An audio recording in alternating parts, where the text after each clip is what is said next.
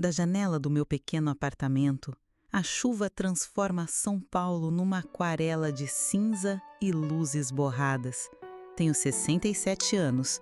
Nessa idade, as pessoas esperam que eu passe os dias tricotando ou cuidando de netos que nunca tive.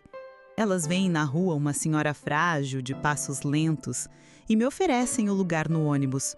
Ninguém imagina que, para mim, cada gota de chuva que escorre pelo vidro é como um grão de areia caindo na ampulheta do tempo que lhes resta. Lá no alto, nos prédios que arranham o céu da Faria Lima, eles brindam ao sucesso. Eu sei, eu os observo há anos, e a minha memória, ao contrário das minhas articulações, continua implacavelmente afiada. Afasto-me da janela, e meus olhos encontram meu único e verdadeiro confidente. Ali, sobre a mesa de madeira, o caderno de contas. Meus dedos, manchados pelas marcas do tempo, traçam a capa de couro preta e gasta. Um gesto que repeti incontáveis vezes ao longo das últimas 2 décadas. Abri-lo é como respirar o ar de 20 anos atrás. Um ar pesado de fumaça e traição. As páginas amareladas guardam a caligrafia firme que a artrite ainda não conseguiu roubar de mim. Não há débitos e créditos aqui. Apenas nomes, datas, promessas sussurradas em salas de reunião e depois quebradas como vidro. Cada linha é o eco de uma porta se fechando, de uma vida sendo destruída. A minha vida. 20 anos. 20 anos alimentando este caderno, transformando minha dor em tinta, meu luto em um plano meticuloso. Eles seguiram em frente. Construíram impérios sobre as ruínas da minha família. Acharam que o tempo e o dinheiro apagariam tudo. Mas o tempo, para mim, foi um aliado. Ele me deu o disfarce perfeito, a invisibilidade da velhice. Agora, a espera acabou. A caneta de tinta vermelha está na minha mão e o primeiro nome da lista parece saltar da página, um alvo nítido e claro. Eles podem não se lembrar mais do meu rosto, mas eu nunca esqueci os deles. E eles estão prestes a aprender, da forma mais dura, uma lição que adiei por muito tempo. Toda conta, um dia, precisa ser paga. Ele chegou pontualmente ao 12:30. O carro preto e lustroso parou, e o motorista saltou para abrir a porta. Arthur saiu. Aos 68 anos, ele carregava o tempo de forma muito diferente de mim. O terno era impecável, os cabelos grisalhos perfeitamente penteados, o corpo mantido em forma por personal trainers e uma vida de excessos controlados. Ele ria de algo que seu sócio, um homem mais jovem, dizia. O som da sua risada atravessou a rua e me atingiu como um tapa. A mesma risada arrogante e autossatisfeita. Observei-o por 1h30. Vi a forma como os garçons o tratavam com reverência, como ele gesticulava com as mãos, dominando a conversa. Quando a refeição terminou, paguei meu café e me posicionei na calçada. Meu coração não estava acelerado. Estava firme, marcando um ritmo constante, como um metrônomo. Quando Arthur e seu acompanhante saíram do restaurante, comecei a caminhar em sua direção. O momento tinha que ser exato. O esbarrão foi perfeitamente coreografado. Um tropeço sutil no meu próprio pé. Minha bolsa caiu no chão, espalhando seu conteúdo modesto pela calçada. Um pente, a carteira, um molho de chaves, um novelo de lã e, claro, o pequeno álbum de fotos. Oh, meu Deus, que desastrada! Murmurei, com a voz trêmula que pratiquei tantas vezes. O sócio mais jovem me ignorou, mas Arthur, talvez por um resquício de cavalheirismo ou para manter as aparências, parou e se abaixou para me ajudar. A senhora está bem? Ele perguntou, com um tom de impaciência contida. Ele juntou minhas coisas e sua mão tocou o álbum que se abriu em uma página específica. Ali estava minha filha, Sofia, aos 19 anos, sorrindo com a luz da juventude nos olhos, 1 ano antes de tudo ser roubado de nós. Vi o olhar dele. Não foi um reconhecimento claro, não depois de tantos anos. Foi algo mais profundo, mais perturbador para ele. Uma fisgada, uma dissonância em sua memória perfeitamente organizada. Uma imagem que não pertencia ao seu mundo de luxo e sucesso. Ele me entregou o álbum, o rosto com uma sombra de confusão. "Obrigada, meu filho. Deus o abençoe", eu disse com a minha melhor voz de avó inofensiva. Peguei minhas coisas e me afastei, mancando um pouco para completar a performance, e desapareci na multidão. De volta à segurança do meu apartamento, o cheiro de café requentado me acolheu. Abri o caderninho. Ao lado do nome Arthur Vasconcelos, com a mesma caneta vermelha, fiz uma pequena e precisa marca. A primeira nota da minha sinfonia de retribuição havia sido tocada. Baixa, sutil, mas ele a ouviu. E seria uma melodia que ele não conseguiria mais tirar da cabeça. O dia seguinte não amanheceu diferente dos outros. A mesma luz pálida de São Paulo se infiltrou pela persiana, desenhando listras no chão do meu quarto. Mas para mim, o ar parecia diferente, carregado com o peso de uma decisão que levou 20 anos para ser tomada. Não havia ansiedade, nem medo, apenas uma calma fria, uma certeza que se assentou em meus ossos como a própria estrutura do meu ser. Levantei-me, realizei minha rotina matinal com a mesma precisão de sempre. O café, os alongamentos para a coluna, os remédios para a pressão. Tudo era um ritual, uma forma de manter o corpo funcionando como a máquina que precisava ser para a tarefa adiante. Meu guarda-roupa é simples, funcional. Escolhi um vestido discreto, de um tom bege que me faria desaparecer na multidão. Sapatos confortáveis, essenciais para longas caminhadas e esperas.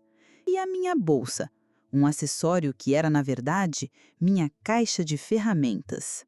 Dentro, o de sempre, a carteira, os lenços, um livro e, para hoje, um item especial cuidadosamente colocado em um bolso interno, um pequeno e surrado álbum de fotos.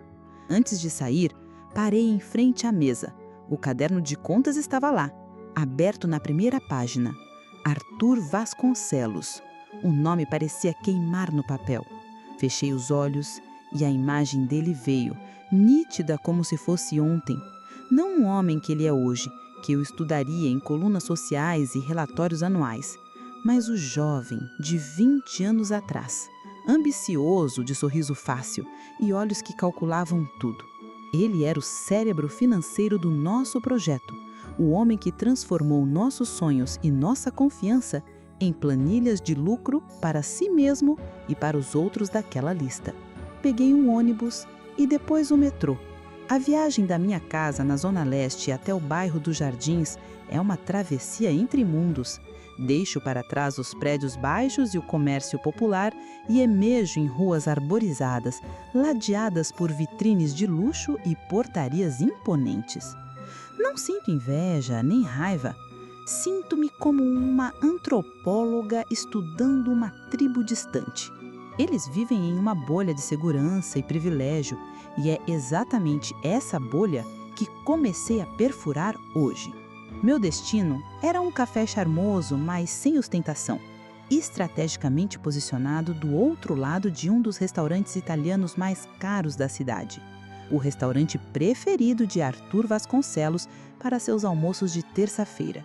Eu sabia disso porque a paciência é a maior virtude de um caçador, e eu venho rastreando minhas presas há muito tempo. Pedi um café e me sentei em uma mesa perto da janela. Para qualquer um, eu era apenas mais uma senhora aposentada passando o tempo. Invisível. Eu não precisava estar na sala dele para saber o que aconteceu depois do nosso encontro. Homens como Arthur Vasconcelos constroem suas vidas sobre uma fundação de ordem e controle. Eles detestam o inesperado, o que não podem categorizar e arquivar. Imagino-o perfeitamente, sentado em sua cadeira de couro italiano, a mais de 30 andares acima do caos da cidade. A planilha de projeção de lucros aberta na tela de seu computador, mas seus olhos, vazios, fixos em um ponto qualquer. O rosto daquela moça no retrato. Quem era ela? A filha de algum antigo funcionário? Uma estagiária de décadas atrás? A mente dele, acostumada a lidar com números e certezas, agora mastigava um dado impossível de processar. A imagem da minha Sofia, sorrindo, cheia de vida, era um fantasma de um tempo que ele se esforçou 20 anos para enterrar sob concreto, contratos e extratos bancários. Um fantasma que, eu tinha certeza, agora estava sentada à sua frente, bem no meio de sua sala séptica e com vista panorâmica. A perturbação dele era o meu aperitivo. O verdadeiro banquete ainda estava sendo preparado. Em meu apartamento, a quilômetros de distância de seu mundo, peguei o original daquela mesma foto, guardada com cuidado em uma caixa de sapatos, junto com outras poucas relíquias de uma vida que não existe mais. Sofia.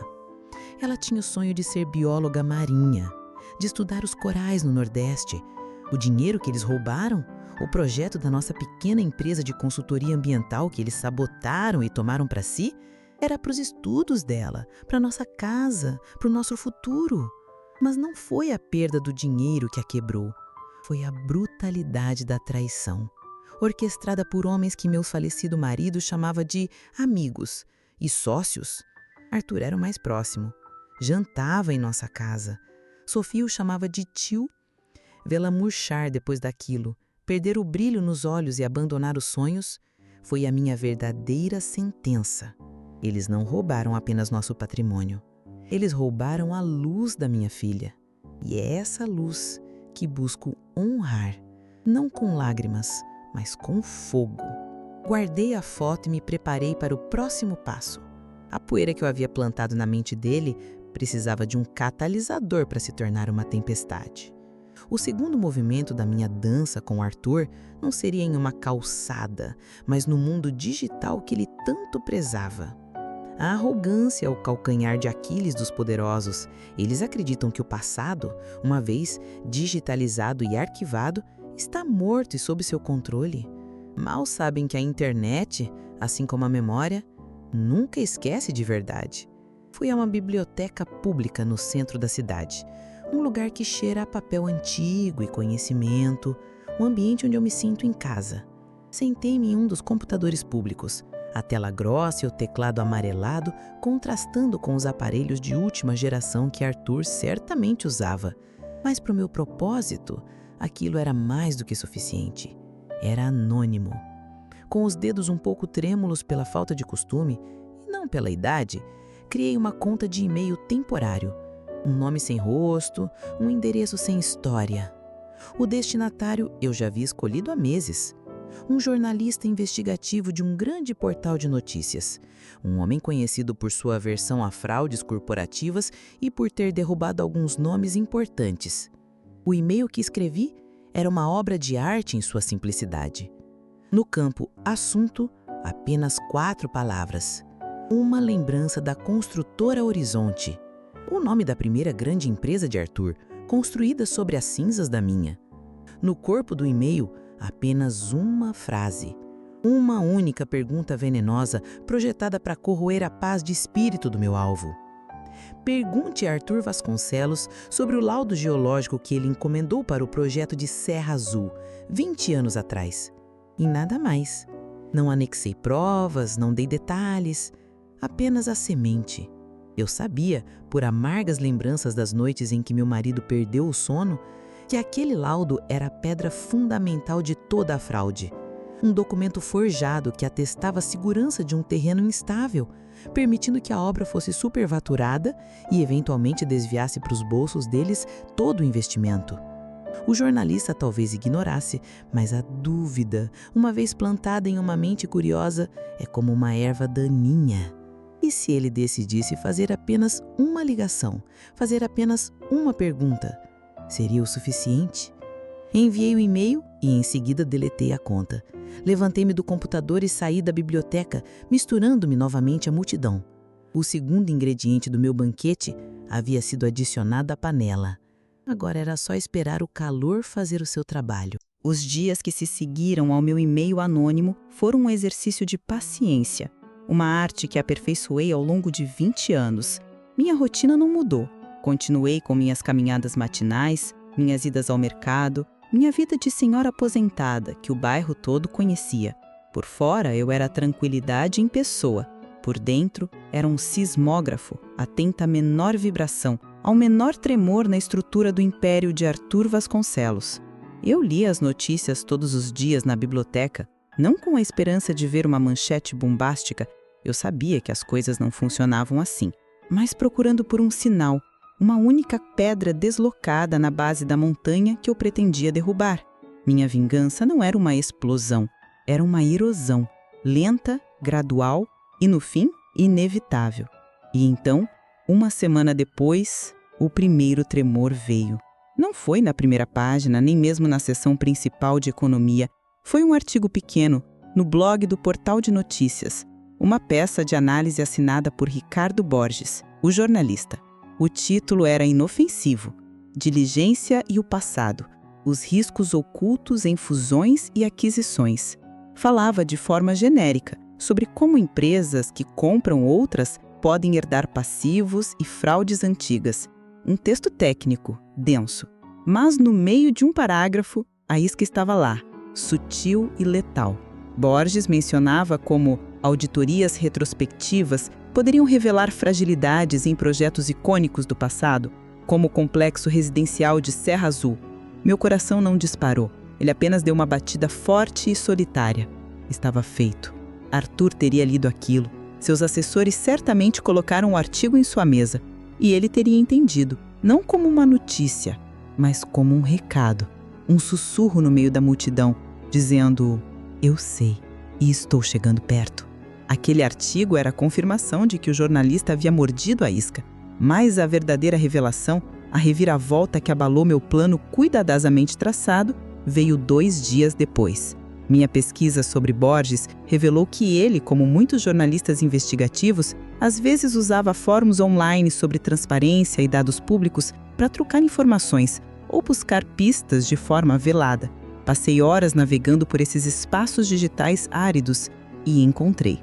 Em uma postagem críptica, Borges perguntava se alguém tinha acesso aos registros da junta comercial de 20 anos atrás, especificamente sobre as empresas que prestaram serviço para a construtora Horizonte.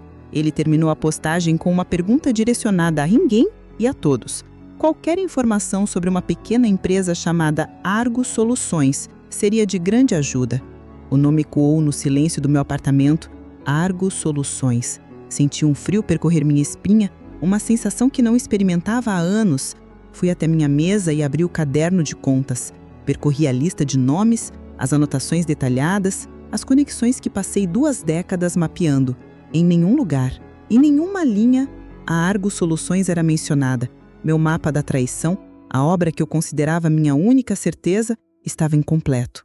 Eles tiveram ajuda para apagar os rastros, para forjar aquele laudo geológico, para silenciar as poucas vozes que questionaram na época. Eles contrataram um terceiro, um especialista em trabalhos sujos, uma entidade fantasma que eu nunca soube que existia. A percepção me atingiu como um soco. A raiva que senti não era quente e explosiva, mas gelada, cortante. Eles não apenas me traíram e destruíram minha família, eles construíram uma fortaleza de mentiras ao redor de seu crime, uma muralha extra que eu desconhecia. Meu plano, até então uma linha reta em direção a cada um dos meus alvos, acabara de se transformar num labirinto. Aquele nome, Argo Soluções, era uma porta trancada que eu não esperava encontrar. E atrás dela poderia estar qualquer coisa. Um advogado inescrupuloso, um consultor de fachada, talvez até alguém com conexões perigosas. A caçada havia mudado de natureza. Agora eu não estava apenas seguindo um mapa, eu estava explorando um território desconhecido e hostil. E a minha primeira tarefa era descobrir quem ou o que se escondia por trás daquele nome. A lista no meu caderno acabara de ganhar um novo e misterioso capítulo. A descoberta do nome Argo Soluções foi como encontrar uma parede de tijolos onde eu esperava uma porta aberta. Por um dia inteiro, não fiz nada. Apenas encarei o nome, escrito num pedaço de papel ao lado do meu caderno de contas. O contraste era gritante. De um lado, a minha lista, meticulosa, familiar, o trabalho de 20 anos de dor e pesquisa. Do outro, um nome estranho, um abismo de incerteza. A arrogância, percebi naquele momento, não era um defeito exclusivo dos meus inimigos. Eu também fui arrogante ao acreditar que conhecia cada detalhe, cada personagem da minha tragédia.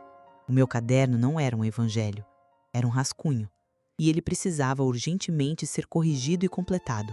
A raiva deu lugar a uma clareza renovada. Meu plano precisava se adaptar, a vingança teria que esperar. Primeiro, eu precisava de respostas. Minha caçada mudou de terreno. O presente, com suas vigilâncias e e-mails anônimos, tornou-se menos importante que o passado. O campo de batalha não era mais a rua ou a internet, mas a poeira da história. Na biblioteca Mário de Andrade, descia aos arquivos, um lugar frio e silencioso que guardava os jornais de décadas passadas. Pedi os microfilmes dos principais jornais de economia de São Paulo do ano da traição. E o meu trabalho começou. Dias se tornaram um borrão de textos minúsculos projetados numa tela esverdeada. Meus olhos ardiam sob a luz fraca, e a dor na minha coluna era uma companheira constante. Mas a cada giro da manivela, a cada página de jornal que passava, eu sentia que estava desenterrando a verdade, grão por grão. Eu não procurava por manchetes. Procurava por notas de rodapé, anúncios de classificados, menções discretas em colunas de negócios. Procurava pelo fantasma da Argos Soluções. Era um trabalho de agulha num palheiro, mas paciência era o que eu tinha de sobra. Enquanto eu cavava o passado, Arthur se debatia no presente. A flecha que eu atirei, o artigo de Borges, havia atingido o alvo. Eu precisava medir o estrago. Voltei ao meu posto de observação no café em frente ao seu restaurante. A diferença era notável. Ele ainda almoçava ali, talvez por teimosia, para manter uma fachada de normalidade. Mas a postura era outra. O riso fácil desapareceu. Ele falava pouco, os ombros tensos. Seus olhos não estavam relaxados.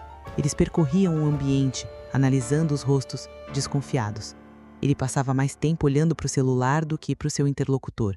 A arrogância havia sido substituída pela ansiedade. Aquele homem que vivia numa fortaleza de poder agora se sentia vigiado. E ele estava certo. A confirmação de seu pânico veio numa noite de garoa. A curiosidade me venceu e, mantendo uma distância segura em um táxi, segui o carro de Arthur quando ele saiu de seu escritório, muito mais tarde que o habitual. Ele não tomou o caminho de seu luxuoso apartamento nos jardins. Em vez disso, dirigiu rápido, cortando o trânsito em direção ao bairro do Morumbi. O carro parou em frente a um portão alto e seguro de uma mansão discreta, cercada por muros cobertos de era, e eu conhecia aquele endereço. Eu sabia de cor. Pertencia a Lauro Bastos, o terceiro nome da minha lista, o advogado, o arquiteto jurídico de toda a fraude, o homem que redigiu os contratos impossíveis que nos levaram à falência. A velha matilha estava se reunindo, buscando segurança na sua toca. Meu sussurro anônimo, minha pequena pedrinha tirada na vidraça, os fez rosnar e correr para perto uns dos outros. O medo os estava reunindo, e isso, para mim, era uma excelente notícia. Animais assustados são barulhentos, descuidados. E mais cedo ou mais tarde, eles cometem erros. A visita de Arthur a Lauro me dizia tudo. Eles não sabiam de onde vinha o ataque e estavam tão no escuro quanto eu estava sobre a Argos Soluções. O jogo, de repente, estava mais equilibrado. Senti uma onda de adrenalina que não sentia há anos. Uma sensação de propósito renovado. Com o nome Osvaldo e o bairro Vila Prudente ecoando em minha mente, arrumei minha bolsa e caminhei em direção à saída da biblioteca. Minha mente já trabalhava, traçando os primeiros passos para encontrar aquele homem. Foi então que passei pelos computadores de acesso público perto da entrada e congelei. A manchete na página principal do portal de notícias saltou aos meus olhos, maiúscula e agressiva. Fortuna sob suspeita. As fundações do Império de Arthur Vasconcelos. Era o artigo de Borges. Cliquei e minhas mãos ficaram frias enquanto eu lia. Ele não tinha mais sutilezas. Citava fontes anônimas, questionava abertamente a legalidade do projeto Serra Azul, mencionava os rumores sobre o laudo geológico e desafiava Arthur Vasconcelos a abrir seus arquivos da época.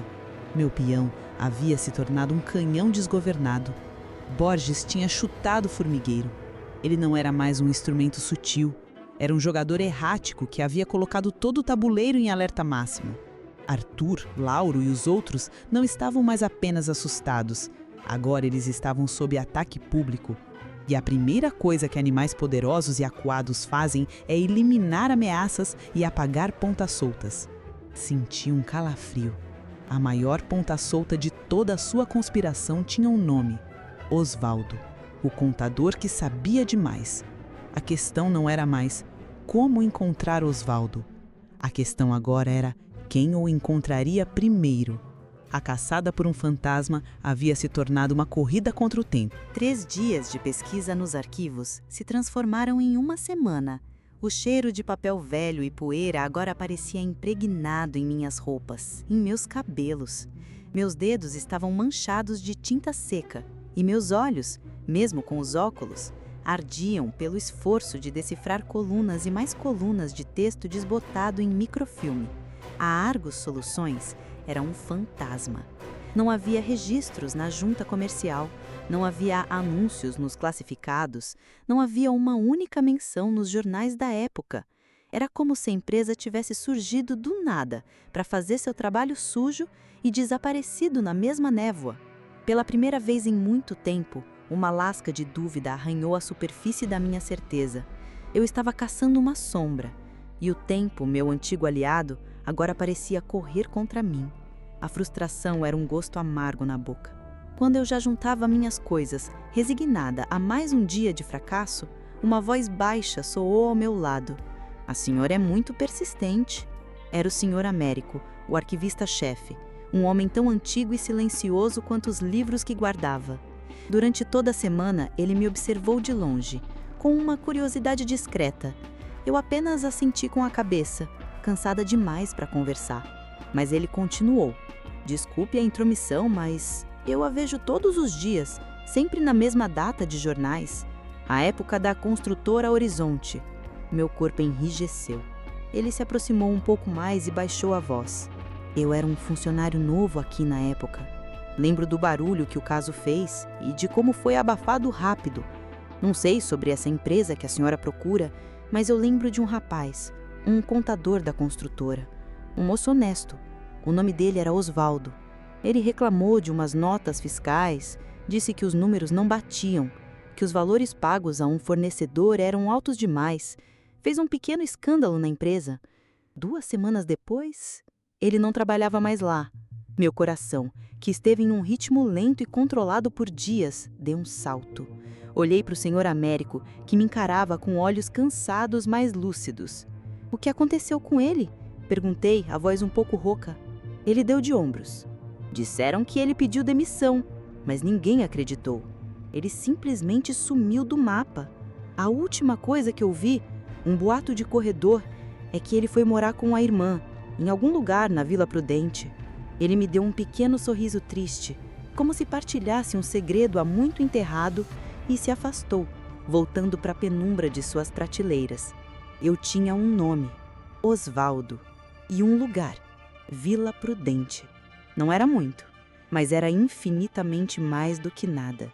Era um fio, um único fio solto na tapeçaria perfeita que eles teceram. O ônibus balançava pelas ruas de São Paulo na manhã seguinte, me levando em direção à Vila Prudente. O artigo de Borges era um incêndio fora de controle, e eu corria para tentar resgatar a única testemunha das chamas. Meu plano original, uma obra de paciência e precisão cirúrgica, havia sido substituído por um senso de urgência desesperada. Enquanto olhava a cidade passar pela janela, a questão central me consumia: como abordar Osvaldo? Eu não podia chegar em sua porta e dizer a verdade. Revelar minha identidade a essa altura seria um suicídio para o meu plano, e talvez uma sentença de morte para ele. Eu precisaria mentir, criar uma nova personagem, uma nova história. E pela primeira vez em toda essa jornada, a necessidade de manipular alguém me pareceu complicada. Os homens da minha lista eram alvos, predadores que eu caçava sem remorso. Mas Osvaldo?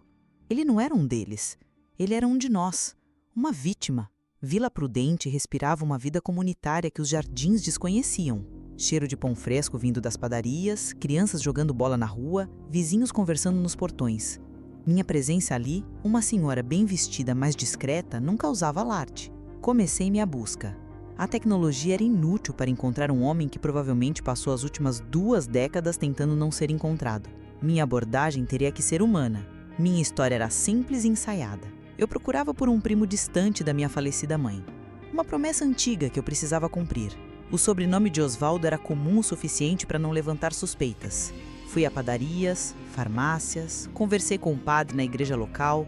As respostas eram sempre as mesmas. Não conheço. Esse nome não me é estranho, mas não sei dizer. Mora muita gente aqui, minha senhora.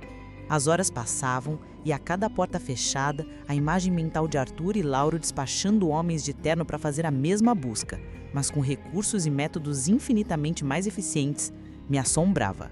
O dia terminava, o sol começava a baixar e o desânimo, um sentimento que eu mantivera à distância por anos, começava a se instalar. Minha última parada foi um pequeno armazém, um daqueles lugares antigos que vendem de tudo um pouco. Atrás do balcão, um senhor de idade, de bigode grosso, me ouviu com atenção. Quando mencionei o sobrenome e o fato de que a família teria chegado ao bairro há uns 20 anos, ele parou o que estava fazendo. "A senhora está falando do Osvaldo, o contador?" Meu corpo inteiro ficou em alerta. "Um homem que a irmã, a Lourdes, trouxe para cá? Ela já se foi há uns anos, coitada." Eu assenti, tentando controlar a emoção na minha voz. O homem apontou com o queixo para o final da rua. "Ele ainda mora na mesma casinha, não sai para quase nada. A gente que leva as compras para ele de vez em quando. Homem bom, mas parece que vive assustado com a própria sombra." Agradeci, cumpri uma garrafa d'água para disfarçar e saí com as pernas um pouco trêmulas. Caminhei pela rua indicada e lá estava. Uma casa pequena, simples, com a pintura desbotada e um pequeno jardim que parecia ter sido bem cuidado um dia, mas que agora estava entregue à própria sorte. E então eu o vi. Através de uma fresta na cortina da sala, vi um homem de uns 60 e poucos anos, de ombros caídos e cabelos ralos, assistindo à televisão. O rosto dele, mesmo à distância, carregava o peso de um medo antigo, um estado de alerta constante. Era ele. Eu o encontrei. E ali, parada na calçada do outro lado da rua, o peso da minha missão me atingiu de uma forma nova e desconfortável. Aquela não era a porta de um inimigo. Era o refúgio de um homem quebrado. Para conseguir as informações que eu precisava para alimentar minha vingança, eu teria que invadir aquele refúgio, reabrir feridas que talvez nunca tenham cicatrizado. E o pior de tudo, arrastá-lo de volta para o pesadelo do qual ele mal conseguiu escapar. Minha vingança exigia mais uma vítima. E essa vítima, dessa vez, era inocente. A maçaneta da minha bolsa estava fria na minha mão. Dar o próximo passo e bater naquela porta era talvez o ato mais cruel que eu teria que cometer. A casa, por dentro, era uma cela. Impecavelmente limpa, organizada, mas desprovida de qualquer item pessoal, de qualquer sinal de vida ou alegria. Era o lar de um homem que não desfazia as malas há 20 anos. Ele não me ofereceu assento. Ficou de pé, perto da porta, pronto para me expulsar. Tentei começar a conversa com amenidades, mas ele cortou. "A senhora disse que tem algo para mim?" Era a hora. Eu precisava abandonar a farsa. "Osvaldo, a Lourdes nunca me pediu para te entregar nada", eu disse, e vi o medo voltar aos seus olhos. "Eu estou aqui por causa da construtora Horizonte." Ele empalideceu e deu um passo para trás. "Vá embora. Agora. Não tenho nada a dizer sobre isso." Ele se moveu para abrir a porta. Foi o momento da decisão. A aposta final. "Eles não roubaram só o seu futuro, Osvaldo." Minha voz saiu firme, cortando o ar tenso da sala. "Roubaram o meu também. O meu e o do meu marido. O projeto de Serra Azul." O nome daquele projeto foi a chave. O corpo de Osvaldo pareceu murchar. Ele se apoiou na parede, a energia o abandonando completamente. Ele olhou para mim e, pela primeira vez, não viu uma ameaça, mas um espelho de sua própria ruína. Ele me levou até a cozinha, onde nos sentamos em cadeiras de plástico simples. E então, ele falou. Com a voz baixa e rápida de quem conta um segredo terrível, ele confirmou tudo. O laudo geológico forjado, as notas fiscais superfaturadas, o desvio de dinheiro. "Eu vi tudo", ele sussurrou. "Eu era só um contador, mas eu vi. Quando eu os confrontei, eles riram de mim." Então, eu fiz a pergunta crucial. "E os pagamentos para Argo Soluções?" Ele tremeu. Argo Soluções não era uma empresa, era um homem. Depois que eu fiz barulho, eles o enviaram para resolver o problema. Osvaldo olhou para as próprias mãos. Ele não era como os outros. Era frio. Sentou-se na minha frente, no meu escritório, e explicou com toda a calma o que aconteceria com a minha irmã se eu não aceitasse a proposta de demissão voluntária. Ele sabia onde ela morava, o que ela fazia, como ele era. Perguntei, sentindo que estava perto. Alto, elegante, tinha uma cicatriz fina, branca, que cortava a sobrancelha esquerda. Os diretores o chamavam apenas de o doutor, um limpador, um profissional.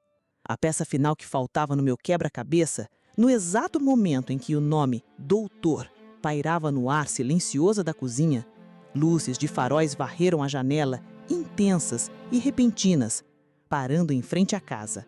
O som de um motor potente sendo desligado cortou a noite. O pânico nos olhos de Osvaldo foi absoluto, primitivo. Ele se jogou no chão, arrastando-se para trás do balcão, a voz um fiapo de puro terror. "São eles!" ele sibilou, os olhos arregalados fixos na porta da frente. "Me acharam!" O medo que viveu com ele como um fantasma por 20 anos não era mais uma memória. Era real, de carne e osso, e estava do lado de fora, na sua porta. Lá estava eu, do outro lado da rua, uma espectadora do medo de um homem. A compaixão era um luxo que eu não podia me permitir naquele momento. Cada segundo de hesitação era um segundo a mais para Arthur e seus cães de caça encontrarem aquele fio solto. Respirei fundo, endireitei os ombros e atravessei a rua. Meus sapatos confortáveis fazendo um som abafado no asfalto. Cada passo em direção àquela porta era um passo para longe da Helena que eu fui por 20 anos, a observadora solitária. Eu estava prestes a interagir, a me tornar uma força ativa e visível no meu próprio jogo. Bati na porta. 3 toques leves, mas firmes. O silêncio que se seguiu foi longo, pesado. Ouvi o som de uma tranca sendo movida e a porta se abriu apenas uma fresta, presa por uma corrente de segurança. Os olhos que me espiaram eram assustados, cansados. Pois não? A voz dele era um sussurro, como se tivesse medo de ser ouvido. "Senhor Osvaldo", comecei, usando a voz mais doce e inofensiva que consegui. "Sou Helena. Fui uma grande amiga da sua falecida irmã Lourdes. Eu sei que faz muito tempo, mas prometi a ela que um dia eu encontraria para entregar uma lembrança." A mentira soou grossa e desonesta na minha boca, mas era a única chave que eu tinha. Ele me observou por um longo momento, seus olhos tentando ler além das minhas palavras. Talvez ele tenha visto a verdade da minha idade, do meu cansaço, e a tenha confundido com sinceridade. Relutantemente, ele fechou a porta, tirou a corrente e abriu novamente. "Entre, por favor, mas só por 1 minuto." Fiz a única coisa que podia. Deixando o Osvaldo tremendo atrás do sofá, fui até a porta. Respirei fundo, convoquei minha melhor persona de senhora confusa e abri a porta, ainda com a corrente. "Pois não?" perguntei a voz frágil. Borges pareceu surpreso ao me ver. "Desculpe, senhora, eu procuro o senhor Osvaldo. Ele não está se sentindo bem. Teve um susto. O que o senhor quer com ele?" "Jornalista, disse." Ele me mostrou sua credencial. "Meu artigo sobre o Arthur Vasconcelos. Recebi uma pista de que o senhor Osvaldo poderia me ajudar a confirmar umas informações. O senhor não percebe que com seu artigo o senhor colocou esse homem em perigo mortal?" Retruquei, a falsa fragilidade dando lugar a uma dureza real. Foi então que, por cima do ombro de Borges, eu ouvi, descendo a rua lentamente, um sedã preto, sem identificação, com as janelas tão escuras que pareciam absorver a luz. Meu coração parou. Aqueles eram os homens que eu esperava. "Entre, rápido", sibilei para Borges, a urgência na minha voz o pegando de surpresa. Abri a porta, o puxei para dentro e tranquei tudo novamente, no exato momento em que o sedã preto passava em frente à casa, quase em marcha lenta. Apaguei a luz da sala, mergulhando-nos na penumbra. Borges estava confuso, Osvaldo aterrorizado, e eu, de repente, era a líder daquele pequeno e disfuncional grupo de fugitivos. "O senhor não tem ideia do que fez", eu disse ao Borges, a doçura sumindo completamente da minha voz. Sua busca por um furo de reportagem acendeu um farol sobre a única testemunha que poderia destruir essa gente. E agora, eles vieram apagar a luz. Apontei para a janela. O sedã havia parado na esquina, os faróis apagados, uma sentinela silenciosa na escuridão. Eles estavam esperando, vigiando. A conexão entre nós três foi forjada ali, naquele instante de terror compartilhado. O jornalista com fome de verdade, a testemunha paralisada pelo passado e eu, a vingadora que viu seu plano solo se transformar em uma operação de resgate. Olhei para um, depois para o outro. A casa não era mais um refúgio, era uma armadilha. Eles sabem que ele mora aqui. Eu disse a voz baixa e urgente. Não podemos esperar que venham bater na porta. Tem outra saída? Osvaldo, ainda no chão, assentiu, apontando com a mão trêmula para a cozinha. A porta dos fundos. Dá para um beco. Olhei para o jornalista, que agora entendia a gravidade da situação, o rosto pálido sob a luz da rua. Se quisermos ver o sol nascer amanhã, saímos pelos fundos. Silêncio absoluto. Agora. O pânico de Osvaldo era um animal selvagem, gritando dentro daquela casa silenciosa. Ele estava encolhido, tremendo, incapaz de fazer qualquer coisa além de esperar pelo fim que ele já ensaiava em sua mente há 20 anos. Mas em mim, o medo era diferente. Meu medo era uma pedra de gelo no estômago, frio e pesado, mas não paralisante. O ódio, meu companheiro de 2 décadas, era um antídoto para o pânico. O medo era um luxo, a sobrevivência uma necessidade. Com um gesto, mandei Osvaldo ficar em silêncio absoluto. Rastejei até a janela da sala, usando a escuridão e a mobília como cobertura, e espiei por uma fresta minúscula da cortina. A rua estava fracamente iluminada por um poste solitário. Vi o carro, um modelo popular, nada ostensivo. Um homem saiu do banco do motorista. Ele não se parecia em nada com o assassino que Osvaldo descreveu. Não era alto, não era elegante, não tinha a postura de um predador. Era um homem comum, talvez na casa dos 40, vestido com um blazer amarrotado. Ele olhava para o número da casa, depois para o celular, como se confirmasse o endereço. Ele estava sozinho. Aquilo não fazia sentido. Uma equipe de limpeza profissional não mandaria um homem só e de forma tão visível. A batida na porta soou, ritmada, paciente, diferente do arrombamento violento que eu imaginava. Osvaldo soltou um gemido baixo. Tapei sua boca com minha mão, meus olhos transmitindo uma ordem silenciosa para que ele se controlasse.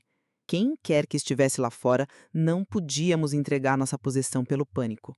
Então a voz do lado de fora soou, clara e um pouco nervosa. Senhor Osvaldo? Meu nome é Ricardo Borges, sou jornalista. Eu sei que é tarde, mas eu precisava muito falar com o senhor. É sobre a construtora Horizonte. Meu sangue gelou. Era ele, o meu canhão desgovernado. A minha ferramenta anônima, que agora tinha um rosto e um nome, e estava literalmente na nossa porta, prestes a colocar um alvos gigante em cima daquela casa. A situação havia escalado de perigosa para catastrófica. O facho de sua lanterna tática passeava metodicamente pelo lixo, pelas paredes grafitadas, e então parou em mim. A luz era cegante. Fiquei presa, exposta, como um inseto sob uma lupa. Pude ver seu rosto, inexpressivo, os olhos frios e calculistas. Não houve grito, não houve alarde, apenas um momento de reconhecimento silencioso e gélido que pareceu durar uma eternidade. Ele não me via como uma senhora. Ele me via como o problema que ele fora enviado para resolver. Vi a mão dele se mover lentamente em direção ao telefone no bolso interno do paletó. Naquele instante, o instinto de sobrevivência gritou mais alto que a dor. Mergulhei pela cerca com a força que não sabia que tinha. O som dos meus ossos estalando em protesto, a madeira arranhando minha pele. Caí do outro lado, sem fôlego. Borges me ajudou a levantar. Ele te viu, ele sussurrou, o pânico em sua voz. Eu sei, respondi, a voz rouca. Corremos, atravessamos o quintal vizinho, pulamos um muro baixo e saímos em outra rua, a 2 quadras de distância da armadilha. Não olhamos para trás. Continuamos andando, depois correndo, até que as luzes de uma avenida movimentada nos engoliram. Conseguimos um táxi.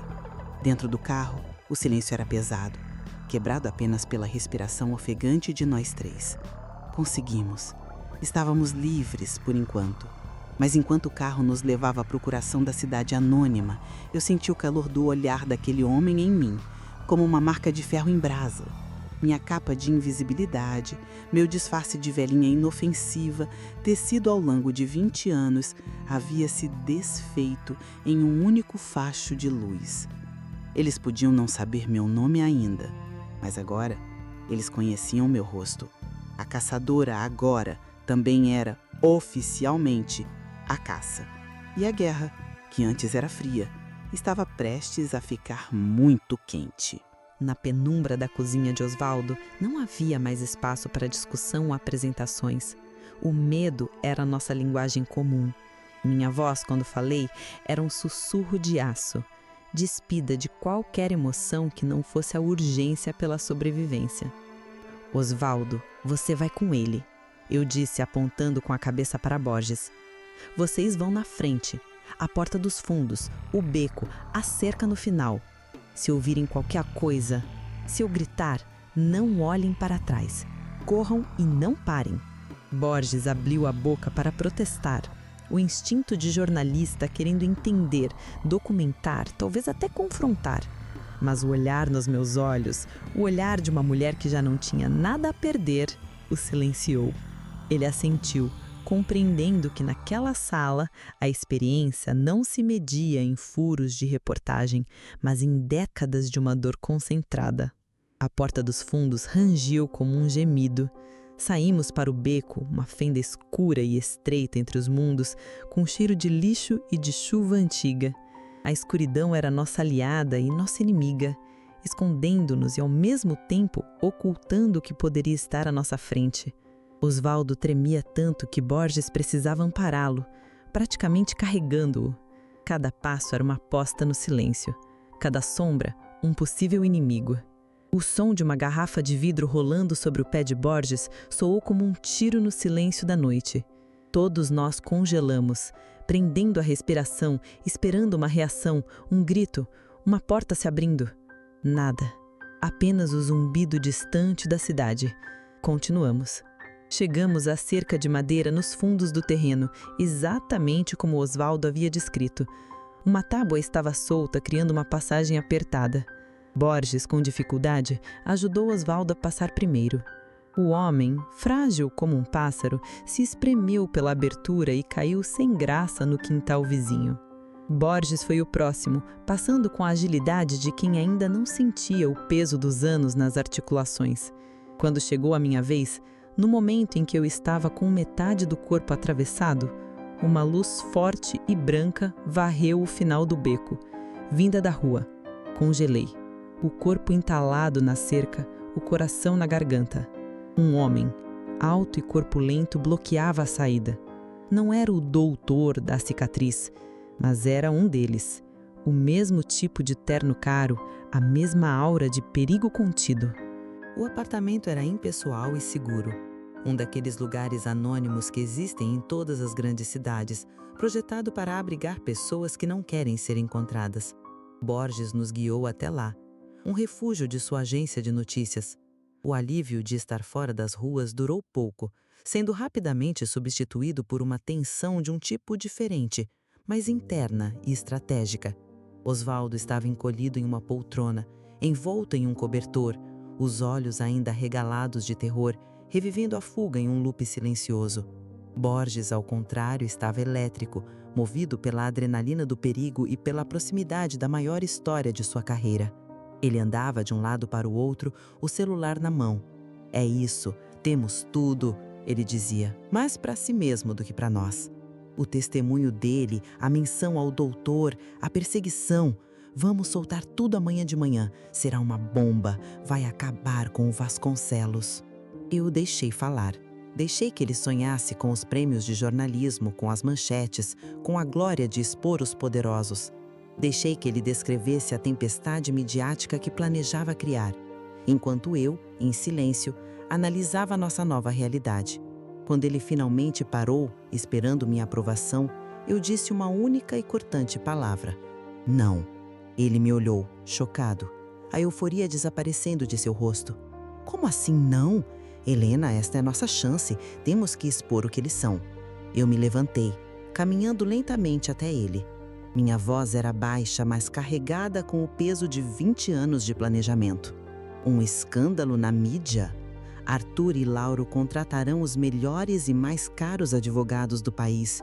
Suas reputações serão manchadas, talvez percam algum dinheiro, mas serão arrastados pela justiça por anos a fio, vivendo em suas mansões protegidos por liminares. Eles nunca sentirão o verdadeiro peso do que fizeram. E o doutor... Fiz uma pausa, deixando o nome pairar no ar. Você acha que um homem como ele se assusta com manchetes de jornal? Ele não tem um rosto público, não tem um império a perder. Ele vai desaparecer na primeira brisa. E depois, quando a poeira baixar, ele vai nos caçar, um por um, pelo resto de nossas curtas vidas. A verdade das minhas palavras o atingiu. Ele me olhou, e eu soube que pela primeira vez ele não estava vendo uma fonte, uma vítima ou uma senhora idosa. Ele estava vendo uma estrategista. Eles viram meu rosto, e essa frase, que antes era uma sentença de medo, agora se tornava a pedra fundamental do meu novo plano. Eles vão me procurar, mas vão procurar uma velhinha assustada, encurralada, talvez desesperada por dinheiro para sumir. Eles vão me subestimar, sempre subestimaram. Meu plano tomou forma em minha mente, claro e afiado como uma lâmina. Eu não seria mais a caçadora nas sombras. Eu me tornaria a isca, bem no centro da armadilha. Nós não vamos nos esconder, nós vamos atacar. Continuei, assumindo o comando definitivo daquela guerra. Vamos marcar um encontro, não com Arthur, ele é muito cauteloso e agora está entrincheirado. Com o segundo nome da minha lista, Roberto Mendes.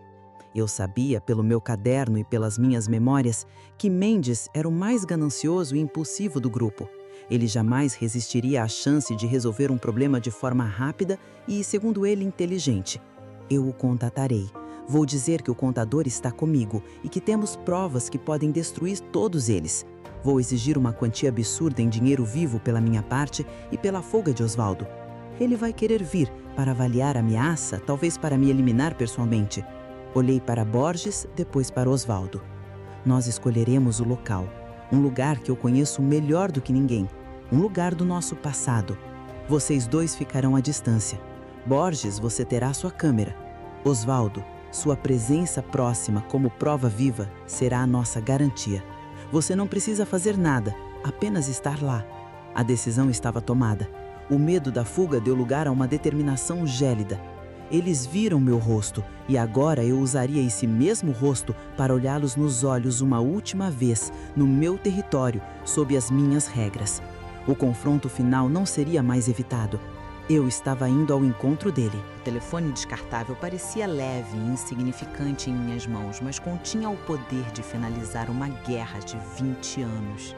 Do outro lado do quarto, Borges ajustava uma pequena escuta em mim, enquanto Osvaldo observava, o rosto uma máscara de medo e esperança. Respirei fundo e disquei o número do celular pessoal de Roberto Mendes, um número que eu guardava em meu caderno há mais de uma década. Ele atendeu no segundo toque, a voz arrogante e impaciente. Quem fala? Forcei um tremor na minha voz, construindo a personagem que ele esperava. Alô? Senhor Mendes? O senhor não me conhece pelo nome, mas acho que o senhor e seus amigos virão o meu rosto algumas noites.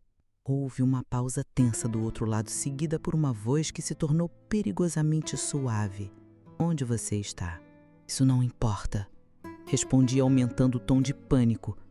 O que importa é que o contador Osvaldo, ele está comigo. E ele não passou os últimos 20 anos deprimido. Ele passou guardando cópias, contratos, extratos, o laudo original de Serra Azul, tudo. Deixei a mentira florescer. A verdade era que Osvaldo não tinha quase nada, mas Mendes não sabia disso. O que você quer? Ele rosnou. R$1 milhão, em dinheiro, para mim e para ele sumirmos para sempre. Ouvi o som inconfundível de um riso baixo e debochado do outro lado. Era exatamente a reação que eu queria. Ele estava me subestimando. Onde? Ele perguntou. No antigo escritório da Ambiental Consultoria. O primeiro. Aquele prédio abandonado perto do rio. Esteja lá em 1 hora. E venha sozinho. Se eu vir mais alguém, o jornalista Ricardo Borges recebe o pacote completo. Desliguei antes que ele pudesse responder. A isca estava na água. É o lugar perfeito, expliquei para Borges enquanto desenhava um mapa tosco em um guardanapo. É um labirinto em ruínas que eu conheço de olhos fechados. Foi o lugar onde meu marido assinou o acordo que o destruiu. Há uma poesia nisso. Minhas instruções eram precisas, militares. Borges, você e Osvaldo vão ficar no prédio em frente. No segundo andar, a janela do canto dá uma visão clara de todo o pátio interno, mas vocês ficaram invisíveis na escuridão. Quero que filme tudo. Entreguei a ele um segundo telefone descartável. Se as coisas derem errado, se eu não sair de lá em 20 minutos depois que ele chegar, você liga para a polícia e vaza tudo que tem. Entendido? Ele assentiu, o rosto sério. Ele não era mais apenas um jornalista, era parte da operação. Chegamos ao local separadamente. As ruínas se erguiam contra o céu noturno de São Paulo como o esqueleto de um animal pré-histórico. Um monumento à traição. Borges e Osvaldo subiram para seu posto de observação, duas sombras desaparecendo na escuridão. E eu, Helena, uma senhora de 67 anos, caminhei para o centro do palco. O ar estava frio e cheirava a mofo e a concreto molhado. O chão estava coberto de cacos de vidro que rangiam sobre os meus pés, cada passo ecoando no silêncio opressivo. O vento uivava através das janelas quebradas como os fantasmas das promessas que morreram ali. Fiquei parada no centro do que um dia fora a sala de reuniões, o lugar exato onde os destinos foram selados. Eu não sentia frio, não sentia medo. Sentia apenas o peso esmagador daqueles 20 anos de espera se concentrando naquele único e breve momento no tempo. Minha vida inteira havia me levado até ali. Então, o silêncio foi quebrado. O ronco de um motor V8 arrogante e potente rasgou a noite. Luzes de faróis fortes invadiram as ruínas, varrendo as paredes pichadas e me pintando como um alvo solitário no meio da destruição. O carro parou bruscamente. O motor foi desligado. E o silêncio que o seguiu se tornou ainda mais tenso do que antes. Esperei, o coração batendo um ritmo lento e pesado no meu peito. A porta do carro se abriu. A hora do acerto de contas havia chegado. Roberto Mendes saiu do carro de luxo com a confiança de um predador em seu território. Ele não trazia uma maleta de dinheiro. Em vez disso, uma das mãos estava enfiada no bolso do paletó, um contorno rígido sugerindo que ele não viera para negociar. Então a grande mente por trás de tudo isso é uma vovô? Ele zombou, a voz ecoando no espaço cavernoso. Tenho que admitir, não esperava por essa. Onde está o seu rato de esgoto, o contador? Ele se aproximava lentamente, o sorriso de escárnia no rosto. Eu mantive minha personagem, encolhendo os ombros, parecendo intimidada. Onde está o dinheiro? Perguntei, a voz soando trêmula e gananciosa. Primeiro, a prova. Quero ver o Osvaldo. Ele retrucou, parando a poucos metros de mim. Antes que eu pudesse responder, mais faróis varreram as ruínas, vindo de duas direções diferentes. Dois outros carros, sedãs pretos idênticos, cantaram pneus na entrada do terreno e pararam, bloqueando a saída. De um deles saíram Arthur Vasconcelos e Lauro Bastos. Do outro emergiu um homem alto e impecavelmente vestido, cuja presença gelou o ar. A fina cicatriz branca em sua sobrancelha esquerda era inconfundível. O doutor. Mendes virou-se, furioso e surpreso. O que vocês estão fazendo aqui? Eu disse que resolveria isso. Arthur respondeu, a voz fria como gelo, enquanto caminhava em nossa direção, ladeado pelos outros. Nós não deixamos pontas soltas, Roberto. Você, menos que ninguém, deveria saber disso. E esta, ele disse, seus olhos frios finalmente se fixando em mim, é a última ponta solta. Um sorriso fraco e genuíno tocou meus lábios. Ótimo, eu disse, minha voz perdendo toda a fragilidade, tornando-se clara e firme. Assim poupamos tempo. Os 4 homens pararam, surpresos com a minha súbita mudança de tom. Eles me cercaram, formando um semicírculo. O jogo havia acabado. As máscaras haviam caído. Seu marido era um sentimental fraco, disse Lauro, advogado, com desdém. Ele não entendia como o mundo funciona. Negócios são para os fortes, completou Arthur. Mendes riu. E você quem é? A viúva vingativa? Patético. O doutor apenas me observava em silêncio, como uma serpente avaliando sua presa. Ele era o único que não me subestimava. Seus olhos estudavam o ambiente, notando as anomalias, mas já era tarde demais. Vocês têm razão, eu disse, dando um passo para trás, atraindo-o sutilmente para o centro exato da sala, para um ponto que eu havia estudado por semanas. Meu marido era um homem bom em um mundo de feras. Ele acreditava em honra, em amizade. Meu nome, ele ainda está na sua memória, Arthur. Marcos. O homem que vocês chamavam de irmão enquanto assinavam a sentença de morte dele nesta mesma sala. Vi um brilho de reconhecimento nos olhos de Arthur, seguido de um endurecimento de sua expressão. Era a hora. Ele cometeu um único erro. Continuei, minha voz ressoando contra as paredes quebradas. Ele confiou que a fundação da amizade de vocês era sólida. Mas assim como este prédio, tudo o que vocês construíram foi sobre uma base podre. Com toda a força que meus 67 anos me permitiam, pisei com o calcanhar em uma discreta alavanca de metal enferrujado que se projetava do chão. O mecanismo de liberação de um velho guincho de carga que eu havia encontrado e reposicionado. O som de pinos de aço se rompendo ecoou como um tiro, seguido pelo barulho ensurdecedor de concreto e vigas de metal se partindo. O chão sobre os pés dos 4 homens não aguentou. Com uma precisão que 20 anos de ódio haviam calculado, toda a seção central do piso desabou, levando-os consigo. Gritos de surpresa, medo e dor ecoaram do buraco escuro e poeirento que se abriu no chão, terminando com o som oco de corpos batendo contra entulho e água parada no subsolo, 10 metros abaixo. A poeira começou a assentar. Aproximei-me da beirada do precipício que eu havia criado. Lá embaixo, na escuridão, eu pude ouvir gemidos e xingamentos. Eles estavam vivos. Feridos, presos e derrotados, mas vivos. Exatamente como eu planejei. A prisão seria o túmulo da reputação deles, não a morte o fim do sofrimento. Olhei para a escuridão por um longo momento. O caderno de contas parecendo pesar menos na minha alma. Do prédio em frente vi a pequena luz vermelha da câmera de Borges piscando. Estava tudo registrado. A vingança, finalmente, estava completa. O som das sirenes da polícia, que Borges chamou assim que o chão ruiu, foi a trilha sonora do fim da minha guerra. Fiquei ali, na beira do buraco, até que o primeiro carro de polícia chegasse. Não tentei fugir. Minha fuga não era daquele lugar, mas de um passado que me assombrou por 2 décadas. Quando os policiais me encontraram, uma senhora idosa coberta de poeira, olhando para os homens mais ricos e poderosos da cidade presos em um buraco, a confusão em seus rostos foi quase cômica. Entreguei a eles o telefone descartável com a gravação da minha chamada para Mendes e disse apenas uma frase: eles têm uma história para contar. E se não contarem, o jornalista Ricardo Borges contará por eles. Meu envolvimento no caso foi complicado, um pesadelo jurídico. Mas Borges cumpriu sua parte. Ele não divulgou apenas a história da fraude de 20 anos atrás. Ele divulgou a gravação daquela noite.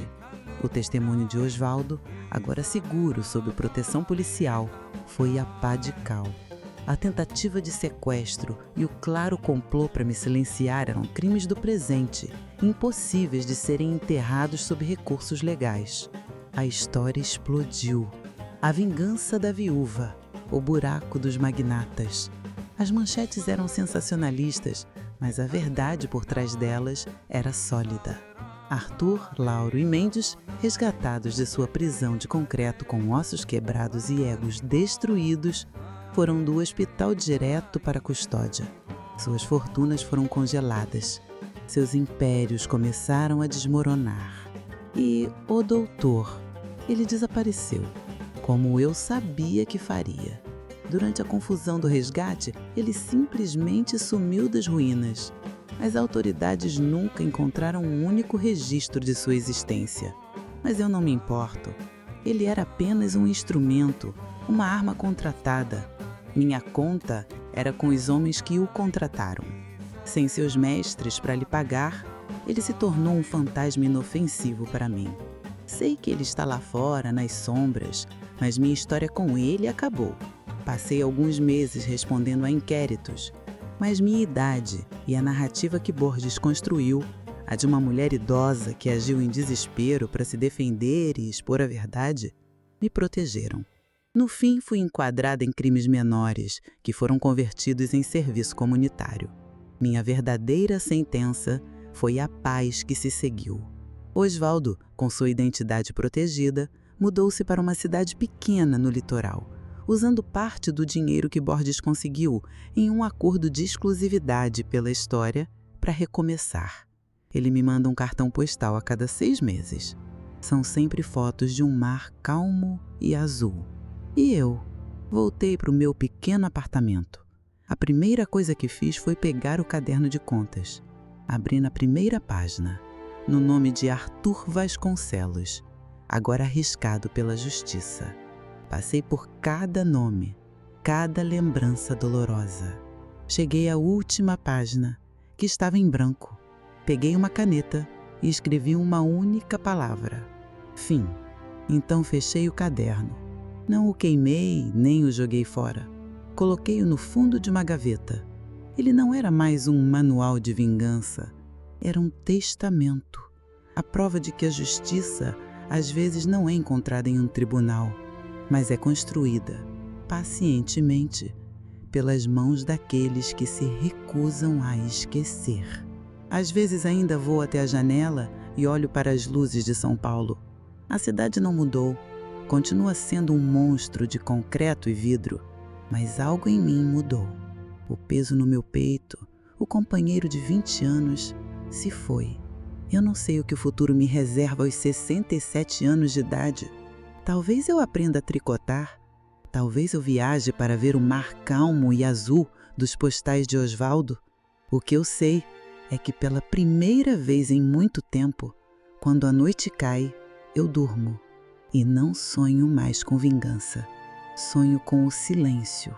Essa história nos mostra que as feridas do passado, por mais profundas que sejam, podem encontrar um caminho para a cicatrização e que a justiça pode ter muitas faces. A jornada de Helena, de vítima a estrategista, prova que a força não está na violência, mas na paciência e na inteligência. O que você acha que acontecerá com ela agora? Será que a paz que ela encontrou será duradoura? Deixe sua opinião nos comentários abaixo. Adoraríamos saber o que você pensa. Se você se emocionou com essa história de reviravoltas e retribuição, inscreva-se no nosso canal e ative o sininho para não perder nenhuma de nossas histórias emocionantes longas. Sua inscrição nos ajuda a continuar criando narrativas como a de Helena. E não pare por aqui. Temos outra história incrível esperando por você. Clique no vídeo que está aparecendo na tela agora e mergulhe em mais um universo de suspense e emoções profundas. Obrigado por assistir e até a próxima!